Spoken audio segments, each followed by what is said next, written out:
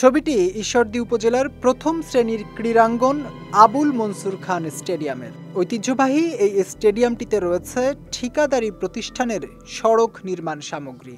শুধু তাই নয়, আশপাশের ফেলা ময়লার স্তূপ দেখে মনে হবে এ যেন এক ময়লার ভাগাড়।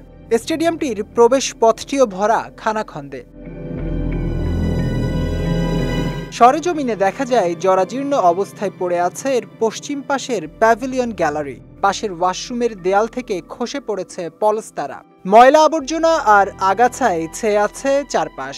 সীমানা প্রাচীরের বেশ কিছু অংশ ভেঙে পড়ায় সেখানে অবাধ যাতায়াত মাদকসেবীদের।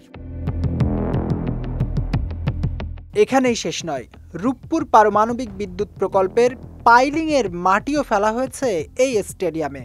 ফলে ঘাসের কোনো চিহ্নই নেই। এটি যে একটি স্টেডিয়াম বর্তমানে তার বোঝার কোনো উপায় নেই। এরপরও এখানে অনুশীলন করতে আসে শিশু কিশোররা। নিয়মিত স্টেডিয়ামে খেলে খোয়া বালুর জন্য আমাদের পা কাটে যায়, তার জন্য আমরা খেলতে পাই না নিয়মিতভাবে। খোয়া বালুর জন্য আমার পা কাটে যায়, আরও গাড়ি ঘোড়া আসে। আমরা স্কুলে শেষে বিকালবেলা এখানে খেলতে আসি, ওই খোয়া বালুর জন্য খেলতে পারি না। এদিকে এ বিষয়ে ঊর্ধ্বতন কর্তৃপক্ষের সঙ্গে কথা বলে স্টেডিয়ামটি দ্রুত সংস্কার করে সব ধরনের খেলাধুলার উপযোগী করা হবে বলে জানিয়েছেন উপজেলা নির্বাহী কর্মকর্তা।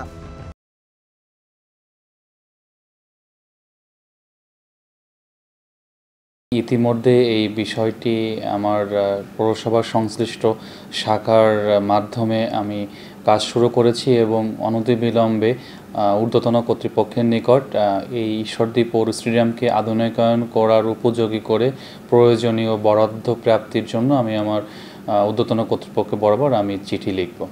শিগগিরই ক্রীড়াপ্রেমীদের পদচারণায় আবারও মুখরিত হয়ে উঠবে স্টেডিয়ামটি, এমনটাই প্রত্যাশা ঈশ্বরদীবাসীর।